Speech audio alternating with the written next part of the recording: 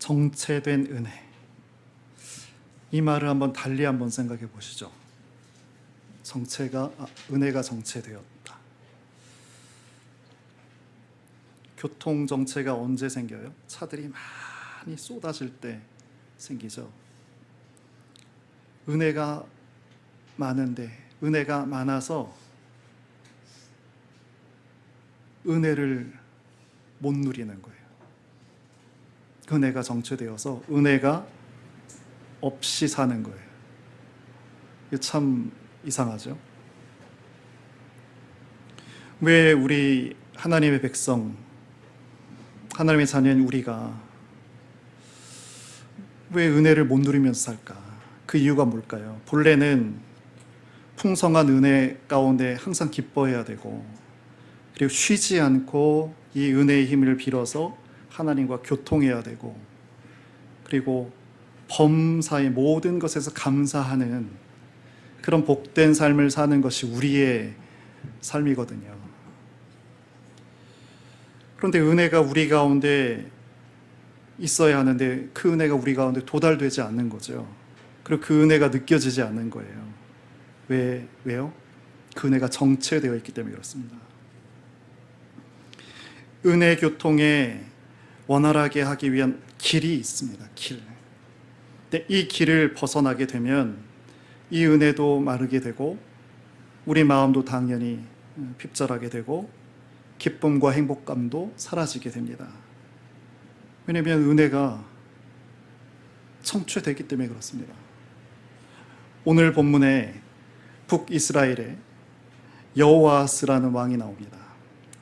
그래서 우리가 읽었던 그 짧은 9절의 그의 전부를 우리가 보게 됐는데, 그리고 성경에 특별히 구약에 남유다 합산, 남유다 북이스라엘, 남에는 20명, 북에는 19명, 이렇게 39명의 왕이 있거든요. 이 왕들에 대한 평가가 성경은 기록되어 있어요. 39명 전체에 대해서. 하나같이 한결같이 한 기준이 적용되는데, 그 기준이 이렇습니다. 다윗의 길을 걸어갔느냐, 아니면 여로보암의 죄를 따라갔느냐, 이 두 가지입니다. 이것을 통해서 그 각 왕들을 평가해요. 오늘 우리가 읽었던 대로 여호아스 같은 경우는 어떤 경우가요? 전자인가요? 후자인가요? 후자입니다.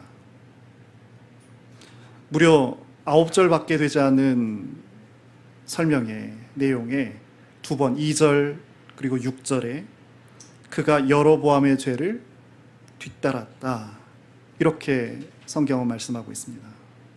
그런데 더 특이한 것은 뭐냐면요, 여러분 4절을 보세요. 2절과 6절 다 여로보암의 죄를 행악을 했다, 범죄했다는 것인데 4절에 보시면 아람 왕, 시리아 왕이 이스라엘을 학대함으로 여호아스가 여호와께 간구하매 여호와께서 들으셨으니 이는 그들이 학대함을 보셨음이라. 너무 특이한 거예요. 하나님 다윗의 길을 쫓지 않고 여로보암의 죄를 쫓았는데 그런 왕이 하나님께 간구했고, 그럼 이런 사람의 간구는, 기도는 들어주시지 않으셔야 되는데 응답해 주시는 거거든요.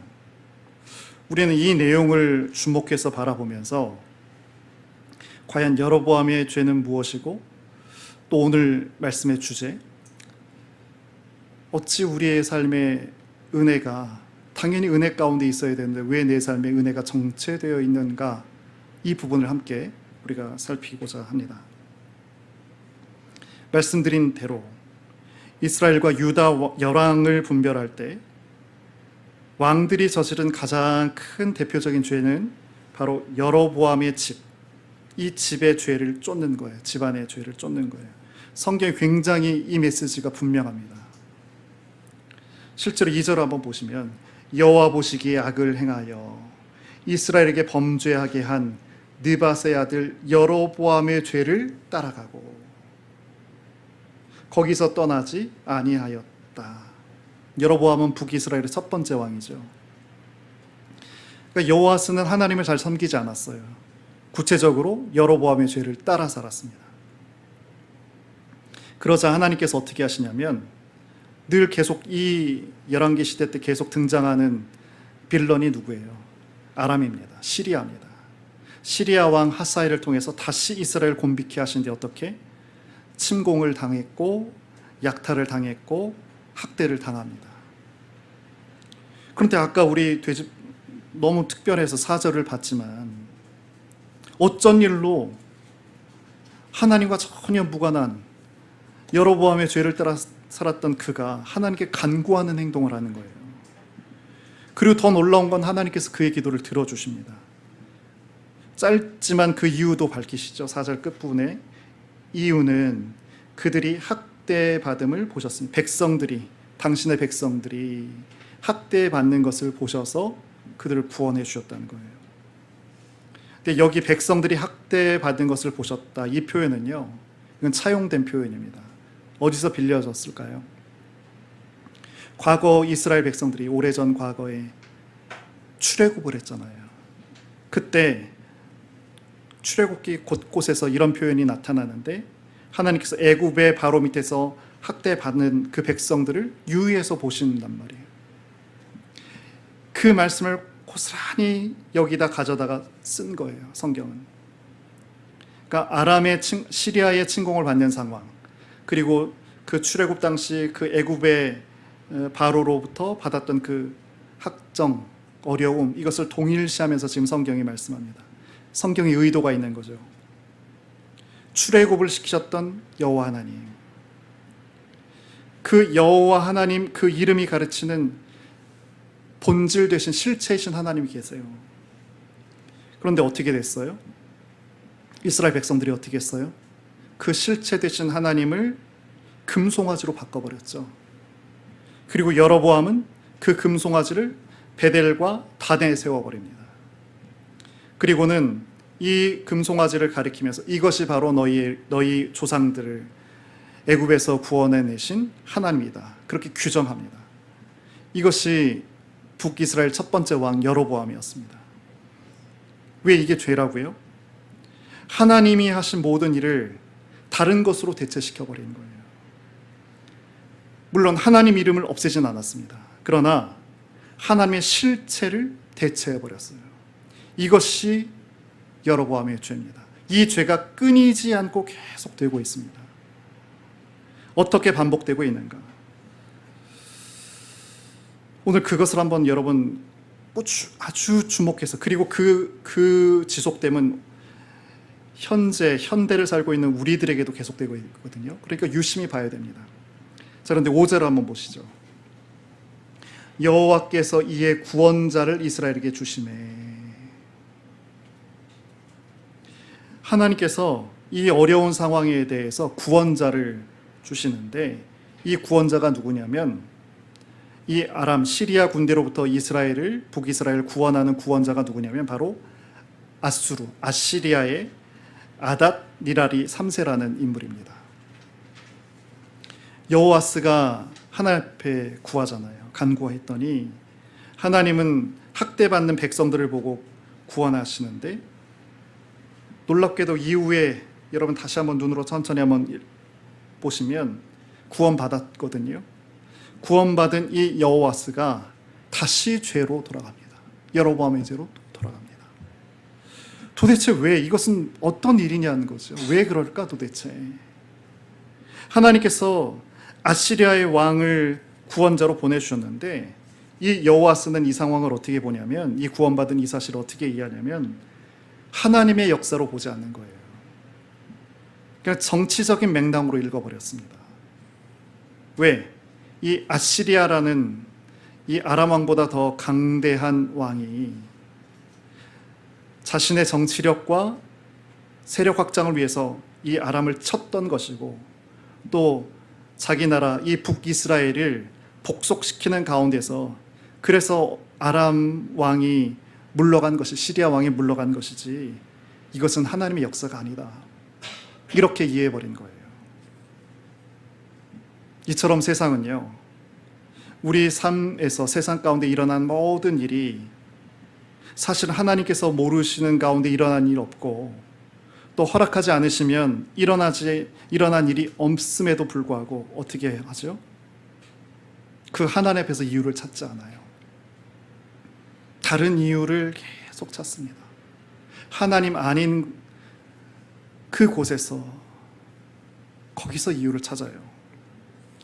예를 들면 이러죠. 우리가 그건 저 사람이 잘못했기 때문에 그래, 저 사람이 어리석었기 때문에 그래, 그래서 내가 이렇게 불행하게 된 거지.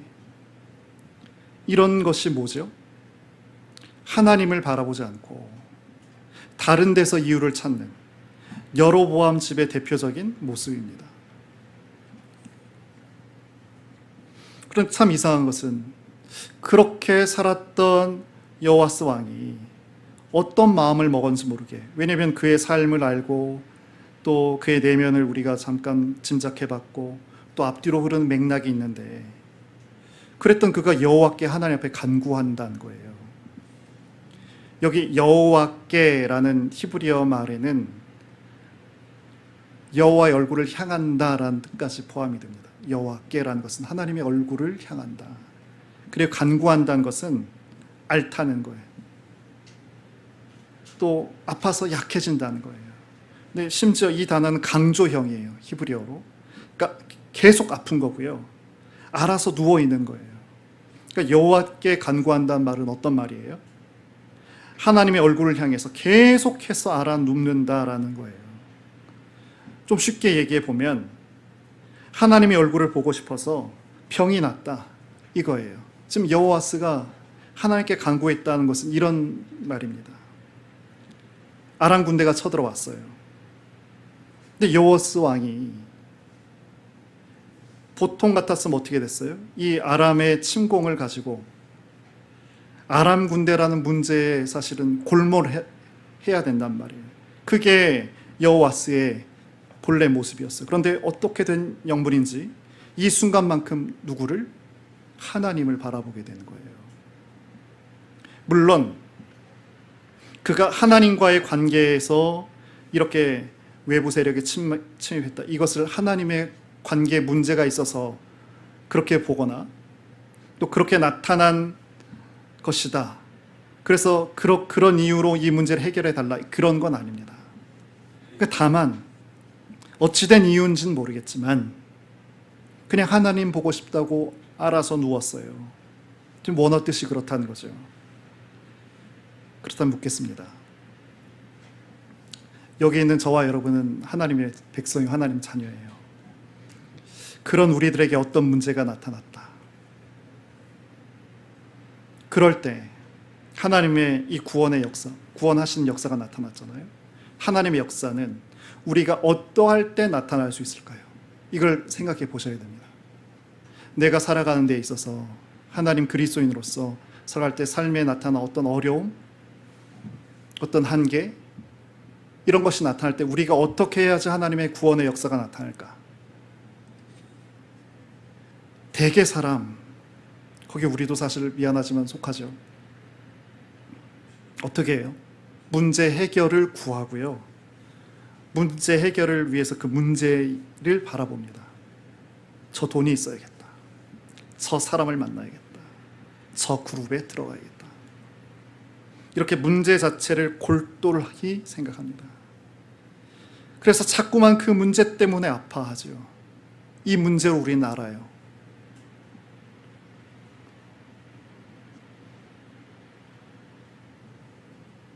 현재 여러분이 아프신 이유가 무언가요?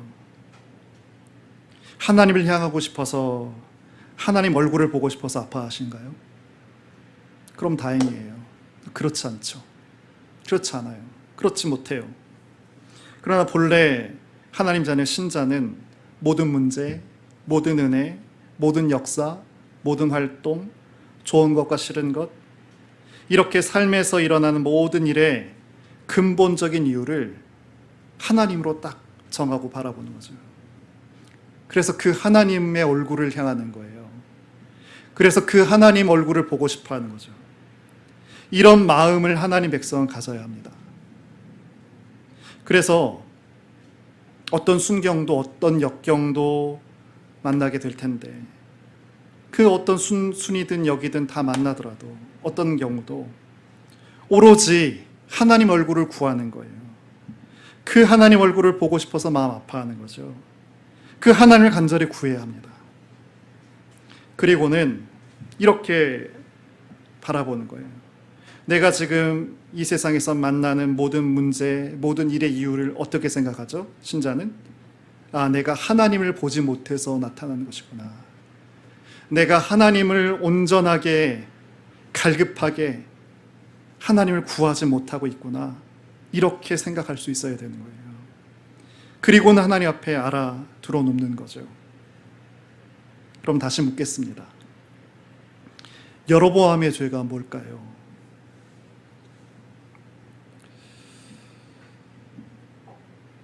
예를 들어서 선민에게 어떤 좋은 일이 있다고 쳐요. 이때 우리는 어떻게 대답해야 될까요? 만약에 하나님을 바라보고 있는 사람이라면, 이렇게 좋은 일을 주신 내 하나님을 바라보고 싶다, 보고 싶다, 이렇게 말해야 합니다. 그런데 우리는 어떻게 하죠? 내가 정말 잘했어, 그 최선의 선택이었어, 내가 정말 그 수고하기를 잘했지, 이렇게 생각해 버립니다. 여로보암은 하나님을 찾아야 될 마음을 다른 데로 돌려버린 것을 시작한 원조입니다. 하나님 말고 금송아지를 바라보자. 그렇다면 오늘 열왕기 하 13장에서 확인되는 여호아스 왕의 죄는 뭔가?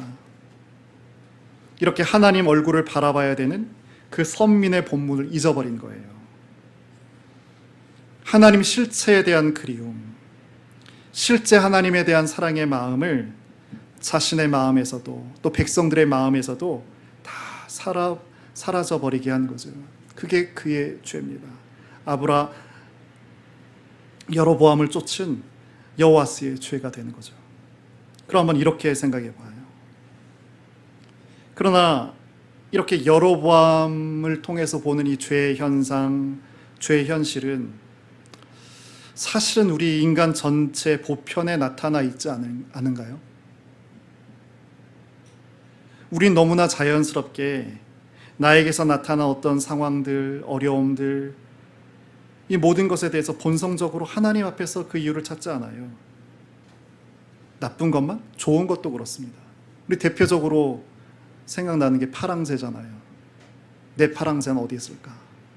계속 쫓죠. 이 남자를 만나면, 이 여자를 만나면, 이 학교를 가면, 이 회사를 가면, 이 집을 사면, 저 좋은 전기차를 사면 계속 쫓죠.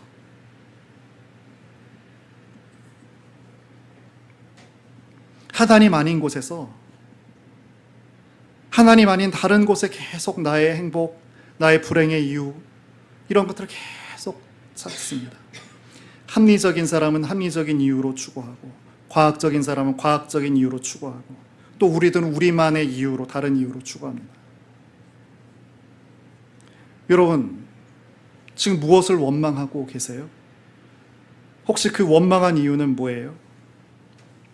그건 내가 힘들고 불행한 이유가 여기에 있어 라고 생각하고 믿고 있는 그것 아니에요? 가만히 생각해 보세요. 하나님을 그것과 함께 우리가 생각하고 있어요? 나를 힘들게 하거나 나를 들뜨게 하는 그 이유가, 그 이유에 그 복판에 하나님이 계세요? 우리도 이러할진데, 여러분 세상 사람들도 다 마찬가지입니다. 그런데 더 이상한 건 뭐냐면요, 세상 사람들은 정말 철저하게 여로보암을 쫓아 살고 있는데도 너무나 잘 살고 있다는 거죠. 여러분 세상에 그 문명 발생지가 이집트에 있고, 메소포타미아에 있고, 황하에 있고, 뭐 겐지스강에 있고 그렇잖아요. 그렇게 찬란하게 꽃을 피웠던 인간의 문명, 여러분 다 어디서 났어요? 어떻게 시작했어요? 가만히 한번 더듬어서 보세요.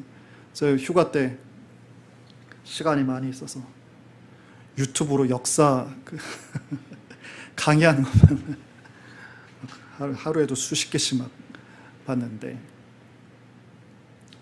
여로보암의 죄를 철저하게 짓고 있는 거예요.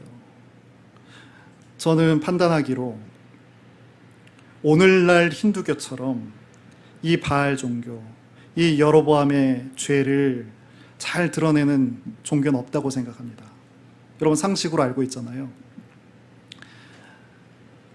계급이잖아요. 카스트 제도. 브라만은 왕도 아닙니다. 종교인 사제입니다. 그 밑에 왕이 있고 뭐 군인들도 있고 또 그 다음에 농민들, 뭐 상인들이 있고 그 다음에 밑에 뭐 노예도 있고 수공업자도 있고 그 제일 밑에 저는 같이 생각인데 면밀하게 좀 나눠지더라고요. 불가촉 천민을 그 밑에 또 집어넣더라고요. 이게 뭐냐면 브라만을 중심으로 한 세상이죠. 사제 중심. 이것을 지키기 위해서 종교의 가르침을 4가지로 전파하는데 첫 번째는 우리가 짐작해 볼 만한 겁니다. 사회적인 종교적인 의무를 다 지키라는 거예요. 그러니까 그 계급 그 카스 제도와 자기의 그 속해 있는 그것을 잘 지켜야지 잘하면 다음 더 좋은 계급으로 태어날 수 있다는 거죠. 그러니까 이것이 가만히 보면 브라만을 위한 거예요. 근데 이걸로 이제 안 통하니까 무엇과 무엇을 얘기해요? 돈을 모아라. 부의 축적. 전 종교가 이런 노골적인 종교에서 이런 걸 가르치나요? 고등 종교라면 자기를 버리고 죄를 멀리하고 심지어 유교도 그렇지 않았잖아요. 근데 돈을 추구하라는 거예요. 그리고 더 기가 막힌 것은 육체적인 쾌락을 추구하라는 거예요. 이걸 힌두에서 가르쳐요. 그러니까 까마수트라 이런 것들이 까마가 그런 육의 추구라는 그 뜻이거든요. 이것이 경전이에요. 경전이에요. 그리고 아주 잠깐 목시아라고 깨달음, 이것의 종교적인 터치가 있는데 성경에서 말하는 그 바알, 그래서 하나님 백성이었음에도 불구하고 지금 열왕기 상하가 다 뭐예요? 하나님 백성들이 다 바알에게 마음을 뺏긴 거잖아요. 전 바알 종교의 총합이라고 생각합니다. 왜 이것을 이렇게 말씀드렸냐면 영국 총리가 최근에 바뀌었지만 영국의 그 수상이 누굽니까? 인도인이었잖아요. 리시 수낙. 힌두교도입니다.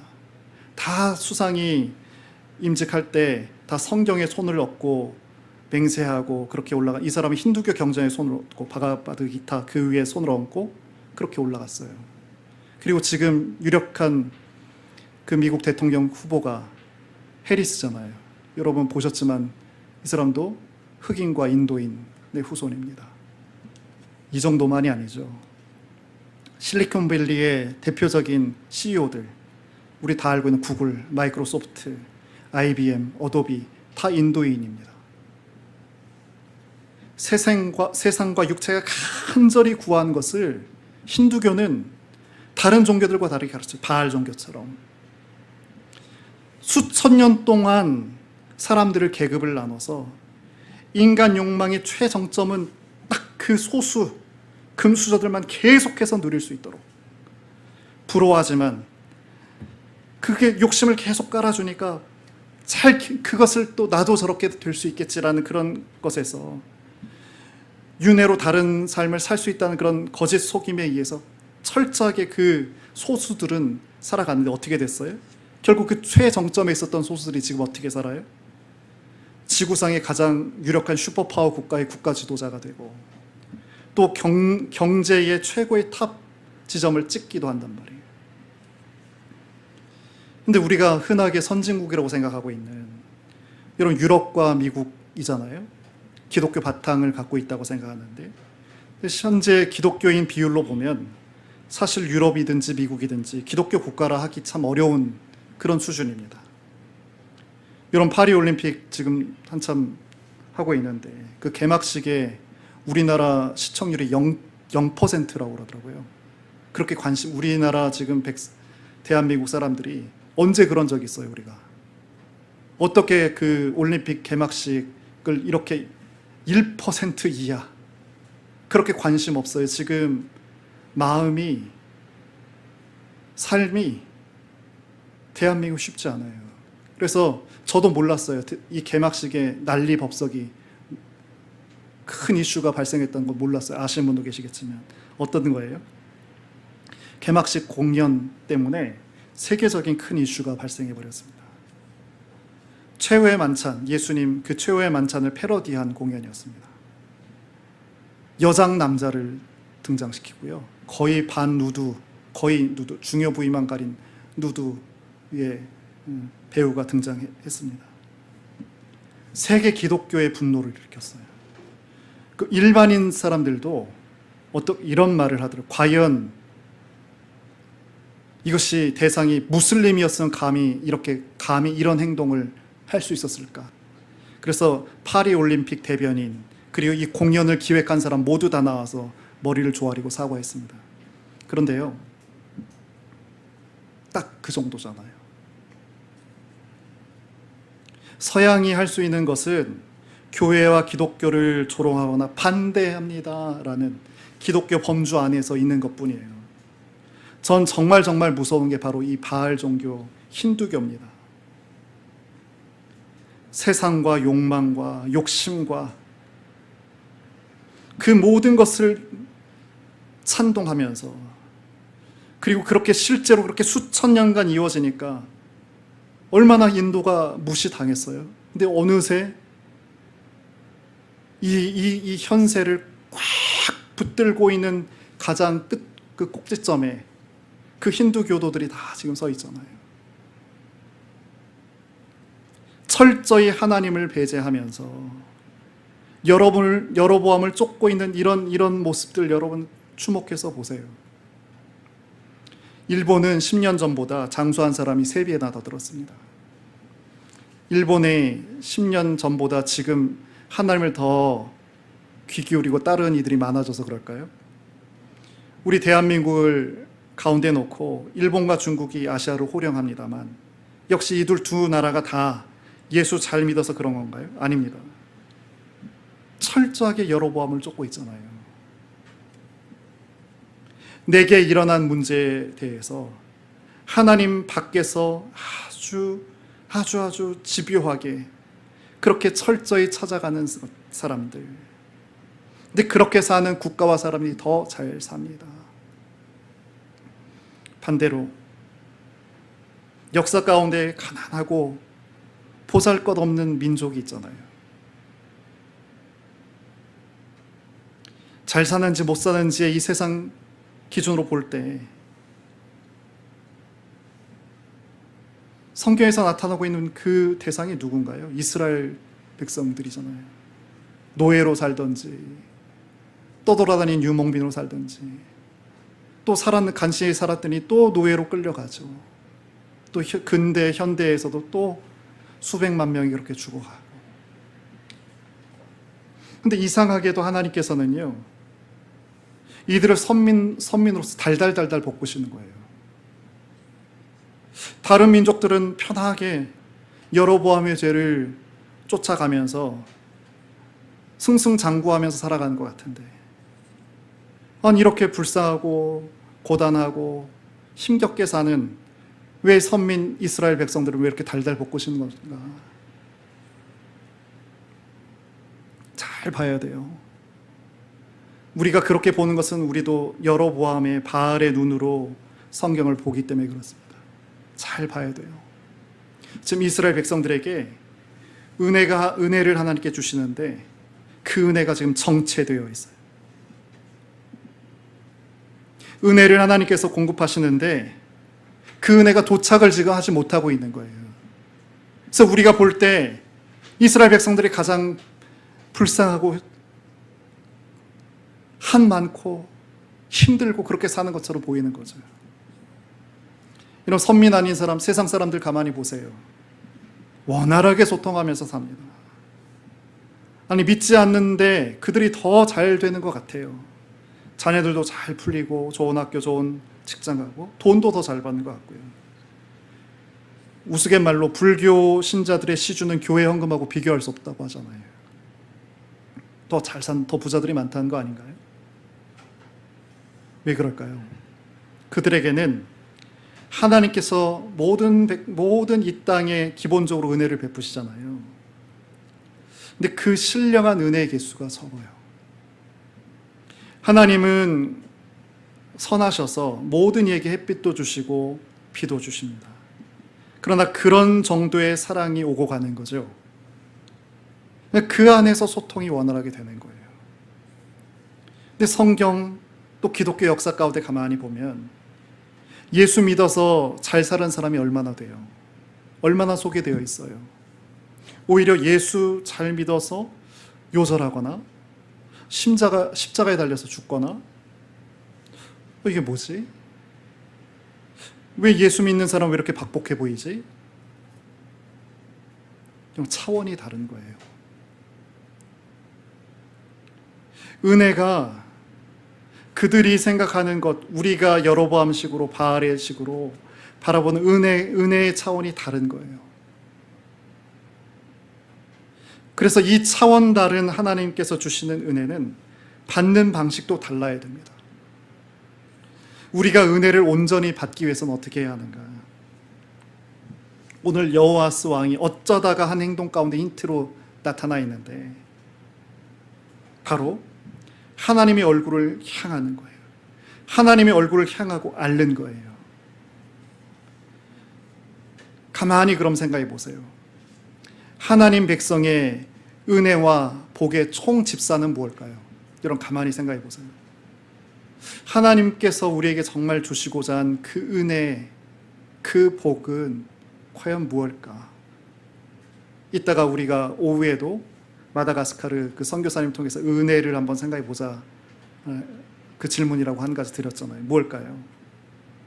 이 땅에서 돈 잘 벌고 잘 사는 것인가요? 아니에요. 바로 여호와 하나님을 갖는 거예요.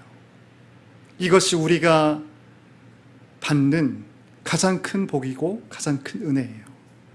그러면 우리가 기꺼이 250년 카타콤 지하 동굴에서도 살 수가 있는 거죠. 그리고 하나님께서는 이렇게 우리 신자로 하여금 그 선민 이스라엘 백성으로 하여금 당신 그 은혜를 갖도록 하기 위해서 그래서 우리에게 이 생을 허락하신 겁니다. 그래서 우리가 하나님을 보고 알아 누워야 됩니다. 들어 누워야 돼요. 그러면 하나님께서 어떻게 하신 줄 아세요? 하나님께서 그 준비하신 하나님께서 베풀고 계신 그 은혜가 정체함 없이 우리에게 다 이렇게 흘러 들어오게 됩니다. 이 순서가 생략되면 안 됩니다. 우린 급하잖아요. 하나님 결코 이것을 바꾸신 적이 없어요. 근데 하나님께 얼굴을 향하지 않았는데, 하나님께 온 마음을 다해서 앓은 적이 없는데, 바알로 가야죠. 하나님 다르시다니까요. 하나님 마음을 보셔야 된다니까요. 하나님의 그 뜻에 여러분 눈을 뜨셔야 된다니까요. 우리 하나님 자녀는 베푸신 하나님의 은혜를 어떻게 맞이해야 될까? 그 역사를 어떻게 기다려야 하는가? 고대 광시를 지어놓고 거기서 울고 웃으며 사는 재벌들, 그렇게 살아갈 때 우리는 초가 삼간 속에서도 기뻐하며 사는 거예요. 어떻게? 하나님을 마음속에 가득 담고 그 하나님의 얼굴과 영광을 바라보면서, 그래서 은혜가 원활하게 소통되는 가운데 그렇게 큰 기쁨과 감사를 누리는 거예요. 여러분, 이런 분을 꼭 보세요. 제가 충분한 그런 모델이 여러분들에게 되어드려야 되는데 사실 많이 부족합니다. 근데 이제 그게 무언가 저인지 알 것 같아요. 그래서 이것을 놓고 싶지 않아요. 왜 성경에서 여로보암의 죄를 이렇게 지독하게 거명하고 있는지 우리는 오늘 기억해야 됩니다. 왜냐하면 선민의 이 서클 안에, 기독교인이라는 이 범주 안에 있으면서도 우린 습관적으로 어떻게 돼요? 하나님의 이름에 엉뚱한 활동, 엉뚱한 역사를 계속 갖다 붙이는 거예요. 그러나 우리가 맞이한 이 현상, 어려움, 문제, 상황은요, 우리가 마음앓이를 하면서 추구해야 될 그 대상이 아니에요. 그런데 우린 자꾸 여기에 우리의 마음을 쏟아요. 하나님이 아닌 이 돈에, 사람의, 환경의 여건에, 이 현실의 마음을 다 쏟고 있어요. 하나님께서는 당신의 자녀에게 잠깐 솔로몬처럼 여러 가지 것들을 베푸실 수도 있고요. 카타콤에 있었던 그 신자들처럼 그런 어려운 여건과 현실 가운데 우리를 잠깐 두실 수도 있어요. 그러나 어떠한 경우일지라도 우리의 영역, 우리 하나님 자녀, 신자의 영역, 우리의 할 일은 뭐냐면 하나님 얼굴이 보고 싶어서 마음으로 알아눕는 거예요. 이것이 우리가 해야 될 일이에요. 그리고 한 가지 더 같이 있어야 될 게 뭘까요? 그런 내가 다른 쪽으로 얼굴을 향하는 것이 싫은 거죠. 이것 아니라는 거 알았으니까. 그래서 매일 어떻게 해요? 우리 예수님의 십자가를 붙들고 하나님 외의 것들에 대해서 자꾸 마음이 향하려고 하는 거, 이것을 다 죽여버리는 거죠. 죽고 살고 하는 이 일을 계속 하는 거예요. 이것이 허락하신 은혜를 받아서 누리는 그런 자녀의 모습입니다. 오늘 말씀을 맺겠습니다. 이 여로보암의 죄가 성공적이죠. 여로보암의 그 집에 그 길을 쫓는 사람들을 굉장히 성공적으로 살고 있잖아요. 이것이 교회 밖에서 이루어지는 것은 어쩌면 당연할 겁니다. 그런데 하나님께서 허락하시려고 준비하신 은혜의 역사, 은혜의 활동을 엉뚱한 하나님의 모습으로 딱 갖다 붙이는 그런 신자와 교회의 이 여로보암의 죄는 어찌해야 하는가? 저는 우리 교회와 성도들 가운데 있는, 마음에 있는 이 여로보암의 죄가 사라졌으면 좋겠어요. 선택받은 백성 가운데 왕성하게 힘을 발휘했던 여로보암의 죄, 이 시대에 연약해져 가는 은혜가 무언지를 잊고 단지 은혜가 정체되어 있는 것뿐인데 세상을 바라보면서 오히려 세상과 나를 비교해가면서 내가 작다, 내가 부족하다, 나의 현실을 원망하면서 탓하면서 혹시 여러분 살고 있지 않으세요? 저는 이런 어리석음이 우리 찬빛 가운데에서부터 없어져 갔으면 좋겠어요. 우리가 연합하려고 하는 어떤 그런 모든 움직임 가운데서, 그래서 진짜 복음의 자리가 확인되고 다시 자리 잡게 하는 그런 걸음을 우리로부터 시작했으면 좋겠어요. 우리 할 수 있습니다. 우리가 아니라 그 은혜를 베푸신 하나님, 그 하나님이 살아계신 하나님이 계시기 때문에 연약한 저희들로부터 충분히 얼마든지 그렇게 시작할 수 있어요. 그런 마음, 그런 걸음을 같이 우리 신뢰하면서 사랑하면서 그리고 아끼면서 끝까지 믿어주면서 포기하지 않으면서 그렇게 걸어가는 그런 우리 모두가 됐으면 좋겠습니다. 이 시간 우리 잠깐만 같이 말씀을 기억하고 잠시 기도하겠습니다.